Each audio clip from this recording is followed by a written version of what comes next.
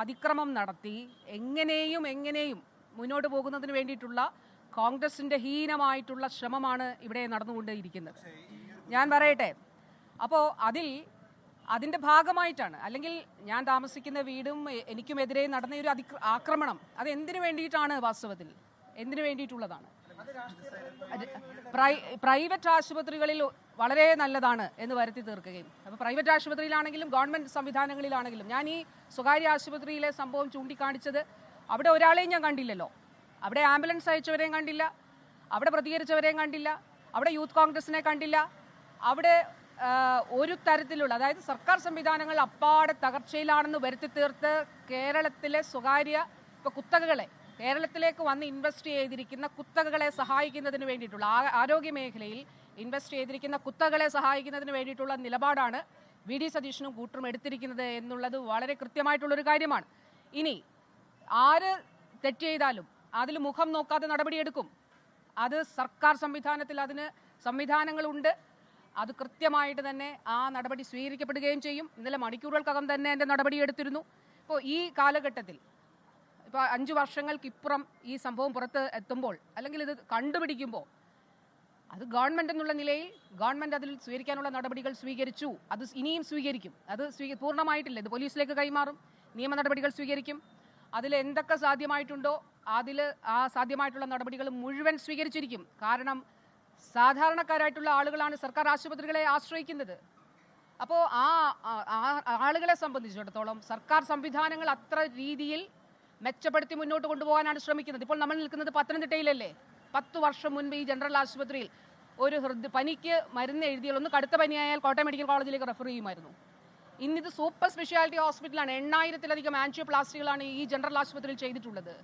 കാത്ത് ലാബിൽ, അവിടെ കാത്ത് ലാബ് കിഫ്ബിയിലൂടെ സ്ഥാപിച്ചു 52 കോടി രൂപയുടെ നിർമ്മാണ പ്രവർത്തനങ്ങളാണ് അവിടെ നടക്കുന്നത്. എത്ര ഹീനമായ രീതിയിലാണ് എൻ്റെ ഔദ്യോഗിക വസതിക്ക് നേരെ, ഞാൻ താമസിക്കുന്ന വീടിന് നേരെ കൊണ്ടുവന്ന് റീത്ത് വെക്കുക. ഇപ്പോൾ കോട്ടയം മെഡിക്കൽ കോളേജിൽ അവിടെ കെട്ടിടമിടിഞ്ഞ് വീണപ്പോൾ എൻ്റെ വീടിൻ്റെ അവിടേക്ക് ശവപ്പെട്ടിയുമായിട്ട് യൂത്ത് കോൺഗ്രസ് വന്നു. അന്ന് വാസ്തവത്തിൽ വളരെ സാധുവായിട്ടുള്ള ഒരു വീട്ടമ്മ മരണപ്പെട്ട, എനിക്ക് വളരെ വേദന ഉണ്ടാക്കിയൊരു സംഭവത്തിൽ ഞാൻ അന്നൊന്നും വേണ്ടിയില്ല. ഈ 2010 ആ കെട്ടിടം 2012 ശിവകുമാറിൻ്റെ കാലത്ത് നിർമ്മിച്ച കെട്ടിടമാണ് ഇടിഞ്ഞു വീണത്. ആ ശിവകുമാറിൻ്റെ എതിരെയുള്ള പ്രതിഷേധം ഇവർ നടത്തിയോ? അന്ന് എൻ്റെ വീടിന് നേരെയും എനിക്ക് നേരെയും ആക്രമണവും അതിക്രമവും നടത്താൻ ഇവർ ശ്രമിച്ചില്ലേ? അപ്പോൾ അവരുടെ ആരോഗ്യമന്ത്രി, അന്നത്തെ ആരോഗ്യമന്ത്രിക്കെതിരെ ഇവർ ആക്രമണം നടത്തിയോ? അല്ലെങ്കിൽ ഇവർ റീത്ത് വെച്ചോ? ഇവർ ശവപ്പെട്ടിയുമായിട്ട് പോയോ?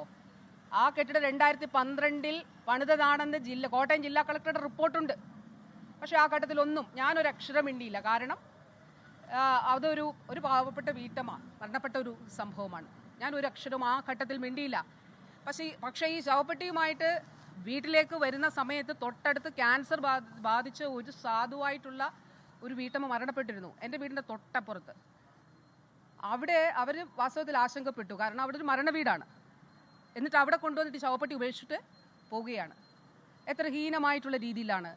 അതിലെന്താണ് ഞാൻ ചെയ്തിട്ടുള്ള തെറ്റ്? അതിലെന്താണ്?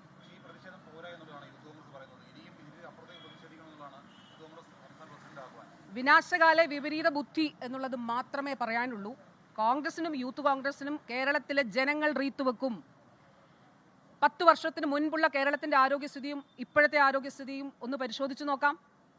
10 വർഷം മുൻപ് ഇവരുടെ കാലത്ത് സാധാരണ ലാബ് ആരോഗ്യ കേന്ദ്രങ്ങളിൽ സ്ഥാപിക്കാൻ ഇവർക്ക് സാധിച്ചോ? 250 ലാബ് സ്ഥാപിക്കും എന്ന് പറഞ്ഞവർ കൊട്ടിഘോഷിച്ചു.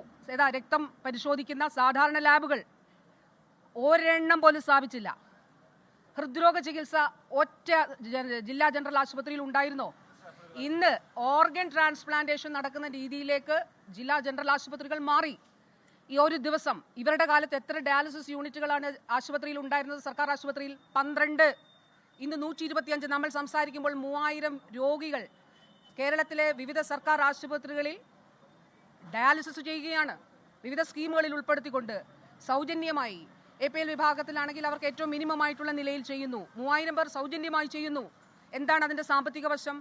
3000 പേർക്ക്, ഞാൻ എപ്പോഴും പറയുന്ന കാര്യമാണ്, ഒരു ഡയാലിസിസിന് മിനിമം സ്വകാര്യ മേഖലയിൽ 1500 രൂപ. 3000 ഗുണം 1500 ഒരു ദിവസം നമ്മുടെ കേരളത്തിലെ ജനങ്ങൾക്ക് ചെലവാകുന്ന തുക. അത് കൊടുക്കാതെ സർക്കാർ സംവിധാനത്തിൽ ചെയ്യാൻ കഴിയുന്നു. ആൻജിയോപ്ലാസ്റ്റി 5-6 ലക്ഷം രൂപ സർക്കാർ സംവിധാനത്തിൽ കാസ്പ് കാർഡ് ഉണ്ടെങ്കിൽ സൗജന്യമായി ചെയ്യുന്നു. അല്ലെങ്കിൽ APL വിഭാഗമാണെങ്കിൽ സ്റ്റെന്റിന്റെ മാത്രം 6 ലക്ഷം രൂപയുടെ സ്ഥാനത്ത് 60,000 രൂപ സ്റ്റെന്റിന്റെ വില മാത്രം ഇടുന്നു. ഇനി എത്ര കോടി രൂപയുടെ ഇൻവെസ്റ്റ്മെന്റ് ആണ് ഇന്നിവിടെ നടക്കുന്ന ആലോചനാ യോഗത്തിൽ ഞാൻ നിങ്ങൾ മാധ്യമപ്രവർത്തകർ പറയുന്നത് കേട്ടു. ഇവിടേക്ക് പ്രതിഷേധവുമായി വരുന്നു. എന്തിനാണ് ഇന്നിവിടെ ആലോചനാ യോഗം ചേരുന്നത്? ജില്ലാ സ്റ്റേഡിയത്തിന്റെ ആദ്യ ഫേസിന്റെ ഉദ്ഘാടനം തീരുമാനിക്കാൻ. ഇവിടെ ആശുപത്രിയുടെ 52 കോടി രൂപ 11 ലക്ഷം രൂപയുടെ പൂർത്തീകരിച്ച കെട്ടിടങ്ങളുടെ ഉദ്ഘാടനത്തിന്റെ ആലോചനാ യോഗമാണ് ഇവിടെ നടക്കാൻ പോകുന്നത്. ഇവിടെ മറ്റ് സംവിധാനങ്ങൾ വരുന്നു. നമ്മുടെ 150 കോടി രൂപയുടെ റോഡ്, ഒരു ആയുർവേദ ആശുപത്രി, 50 ബെഡുള്ള ആയുർവേദ ആശുപത്രി, കോഴഞ്ചേരി പാലം, കോഴഞ്ചേരി ആശുപത്രി, ഇതിൻ്റെയൊക്കെ കോടിക്കണക്കിന് രൂപയുടെ നിർമ്മാണങ്ങൾ പൂർത്തീകരിച്ചവയുടെ ആലോചനയ്ക്ക് വേണ്ടിയിട്ടാണ് ഇവിടെ വന്നത്. ഇവരുടെ കാലത്ത് പത്തനംതിട്ടയിൽ ഒരു സ്റ്റേഡിയം 3 തവണ കല്ലിട്ടിട്ടുണ്ട്. ഗവർണർമാർ വന്ന് കല്ലിട്ടതാണ്. കേരളത്തിലെ ബഹുമാന്യരായിട്ടുള്ള ഗവർണർമാരെ കൊണ്ടുവന്ന് ഓരോ ലോക്സഭാ ഇലക്ഷൻ അടുക്കും തോറും ഇവിടെ വന്ന് കല്ലിടും. എന്നിട്ട് പറയും ഇൻഡോർ സ്റ്റേഡിയം വരാൻ പോകുന്നു. ആ കല്ലിന് മുകളിൽ രണ്ടാമതൊരു കല്ല് വെക്കാൻ സാധിച്ചിട്ടില്ല. അവിടെയാണ് കാട് വളർന്ന് നിൽക്കുന്നത്. എവിടെ അവരുടെ ഇൻഡോർ സ്റ്റേഡിയം? ഒന്ന് കാണിച്ചു തരാമോ? ഈ പ്രതിഷേധവുമായിട്ട് വരുന്നവർ ഒന്ന് കാണിച്ചു തരാമോ? ഇവരുടെ കാലത്ത് അന്നത്തെ ആരോഗ്യമന്ത്രി തിരുവനന്തപുരം മെഡിക്കൽ കോളേജിൽ പോയി തുടയെല്ല് പോയിട്ട് സങ്കീർണമായിട്ട് അവിടെ നിന്ന് ഇറങ്ങി ഓടുന്ന സ്ഥിതിയാണ് ഉണ്ടായത്. ലോകത്തെവിടെയായാലും ഏത് സമയത്തും 24 വാർത്തകളും ഓഗ്മെന്റഡ് റിയാലിറ്റി പാക്കേജുകളും എക്സ്പ്ലെയിനറുകളും വിശദമായി കാണാൻ ഞങ്ങളുടെ യൂട്യൂബ് ചാനൽ നിങ്ങൾക്ക് സബ്സ്ക്രൈബ് ചെയ്യാം.